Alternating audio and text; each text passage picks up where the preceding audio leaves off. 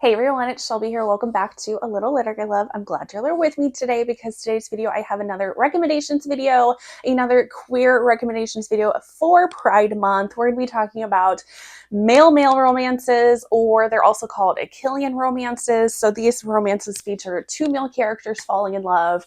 I adore queer romances. I love Pride Month.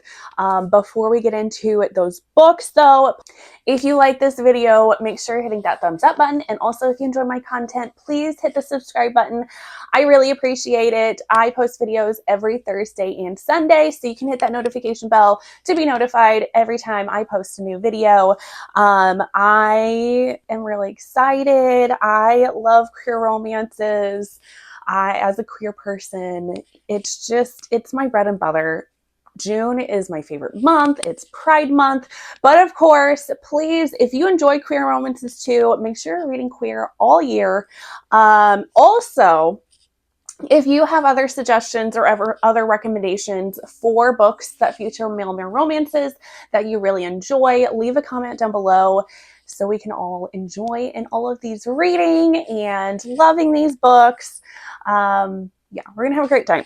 I adore all of these books that I have on this list.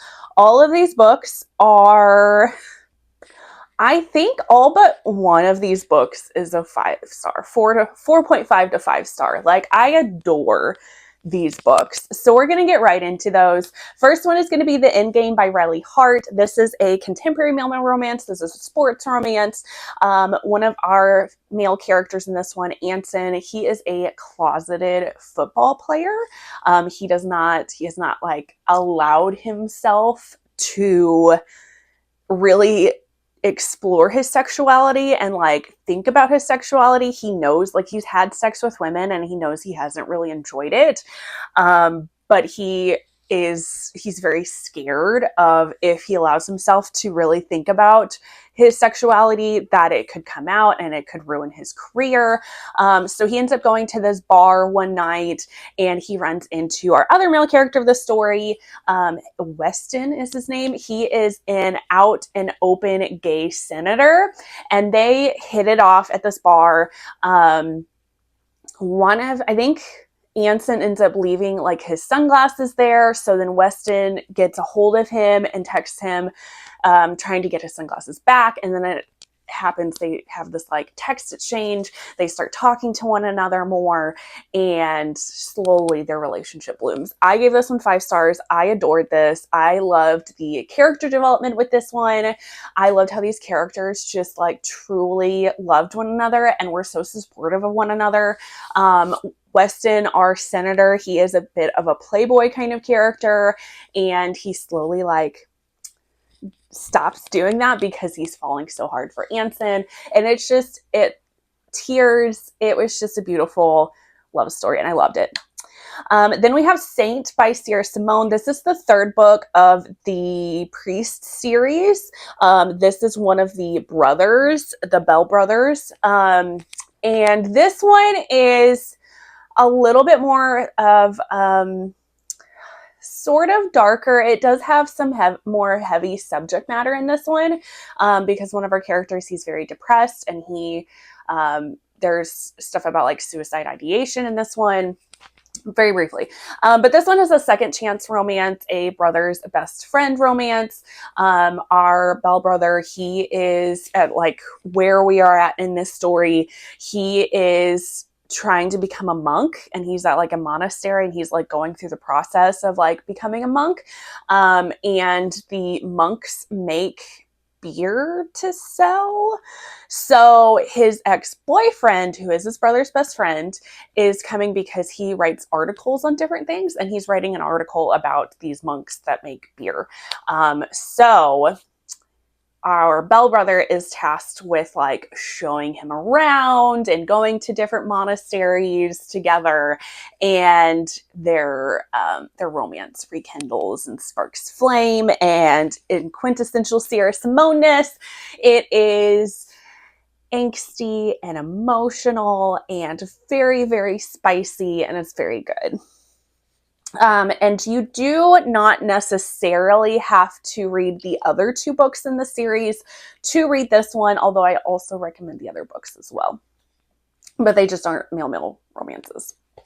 Then we have You and Me by Tal Bauer. This one might be one of my all-time favorite romances, like hands down. This one is a friends to lovers romance.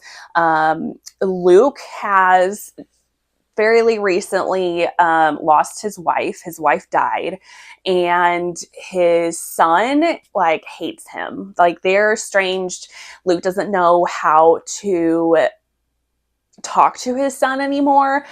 His son has joined the football team, and so Luke decides that he's going to go there and try to show support for his son so that they can try to like mend their relationship.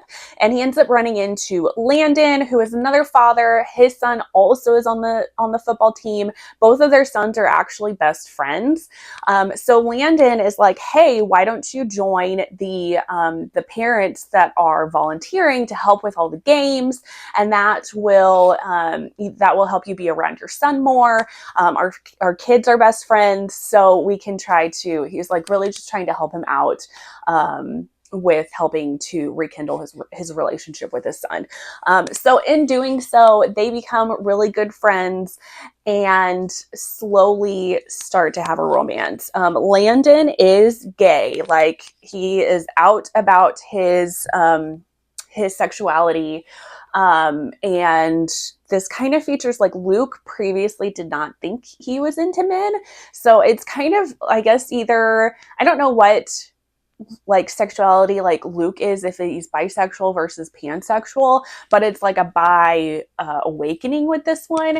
And it's just a truly like beautiful romance. These 2 characters have like this like soul deep connection, and Luke just finds himself like so excited to see Landon and just wanting to spend time with Landon and wondering about Landon. It's just this very slow buildup until he finally realizes like, hey, I'm thinking about Landon in a way that is not just a friendship. I want companionship with this man, and I want to be with this man. And it's hands down one of the most beautiful stories I've ever read. I love this so much. Then I have Don't You Dare by C. Ricci. This one is another friends to lovers, forbidden romance. Super steamy with this one. This is hockey romance. Our 2 characters have been best friends for a very long time. They're in college now. They're roommates, and they end up going to, I think it's a party that they go to. And of course, there's a game of truth or dare, and they get dared to kiss one another. One of these characters is bisexual already. The other one knows this about him.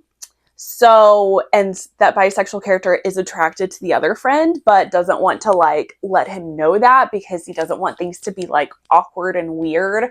But after they share a kiss, they keep kind of daring each other to do things with one another, and things ensue from there. Like they are both like obsessed with one another. They've always been obsessed with one another, but they just felt like that obsession was like friendship, and now they're realizing it's something more than that. And it's such a good time. Then we have The Charm Offensive by Alison Cochrane. This one is the lowest steam book. I don't think there's really like hardly any steam in this book. This one is like a reality TV show, kind of like The Bachelor, but we have this person who's acting as the Prince Charming, and he is on this reality TV show to find his love of his life. Which is a bunch of like women that are also on here. However, he is very awkward. He has a lot of, there's a ton of mental health representation in this one. He has anxiety and OCD, and that makes for not some great TV time because he doesn't like people touching him. He has these really awkward interactions with the women. So his handler for the TV show, he's a like producer for the TV show, is tasked with like helping him out, coaching him through the process. And of course, the two of them start a romance. There's talks about like sexuality in this one, like the sexuality like spectrum. I believe one of the characters is demisexual or pansexual, one of those. So they had discussions about that. So I really liked the representation in this one. It was a very cute romance and I adored it.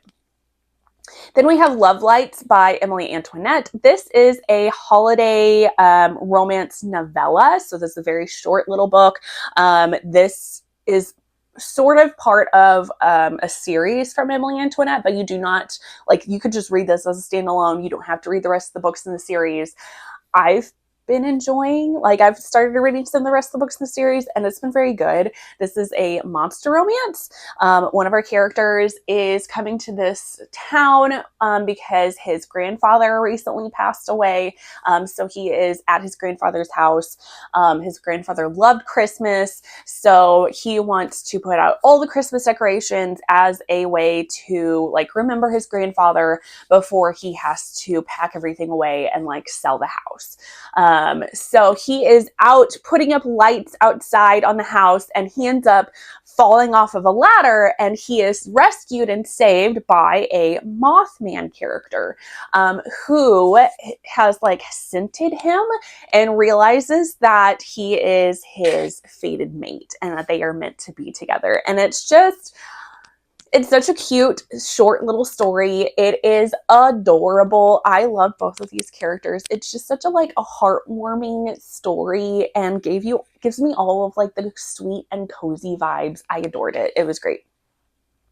And then the last book that I have on this list to recommend to you all is going to be Not All Himbos Wear Capes by C. Rochelle. This is the start of her Villainous Things series, and I want to say all of the books in this series are male.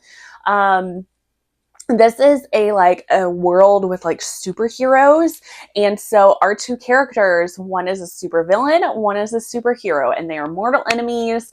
But in their like when they're not in their like super form, just their like everyday like human disguises or whatever, they end up matching on a dating site and they go on a date and they are really attracted to one another. They have a great connection to one another, but neither one of them knows that their hidden identity, their secret, that, you know, they're mortal enemies when they are in their like super like suit form. And it makes for some very hilarious scenarios, but I also loved how obsessed these characters are with one another, especially our super villain. I think his name is Xander, maybe. Like, he is obsessed, over the top, very possessive of our other character, and there's lots of steamy scenes in this one, and it was fabulous. I adored this book. So those are going to be all my recommendations for male romances. Like I said at the beginning, if you have other recommendations, please leave a comment down below, because I love reading queer stories. I love reading anything that has to do with romance. Love it so much. So that is going to be it. Thank you all for being here, and I will see you all in the next one. Bye, guys.